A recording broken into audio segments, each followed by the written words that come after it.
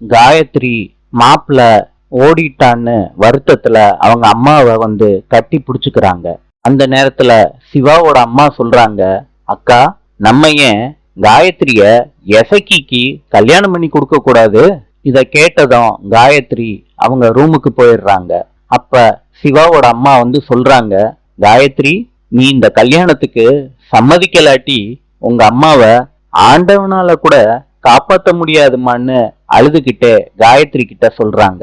காயத்ரி செய்கை மூலமா சொல்றாங்க, எனக்கு எசக்கிய கல்யாணம் பண்ணிக்க சம்மதம்னு சொல்றாங்க. அப்ப சிவாவோட அம்மா சிரிக்கிறாங்க காயத்ரிய பார்த்து. ஆறுமுகத்தோட அம்மா சிவாவோட அம்மா கிட்ட சொல்றாங்க, காயத்ரி எசக்கிய கல்யாணம் பண்ணிக்கிறேன்னு சம்மதிச்சுட்டா எனக்கு எந்த ஒரு ஆட்சேபனையும் இல்ல. ஆறுமுகம் இத கேட்ட உடனே அதிர்ச்சி ஆயிடுறாரு. காயத்ரிய மணமேடைக்கு கூட்டிட்டு வர்றாங்க. எசக்கிய மாப்பிள்ள கோலத்துல கூட்டிட்டு உட்கார வைக்கிறாங்க காயத்ரி கூட. நாளை சந்திப்போம்.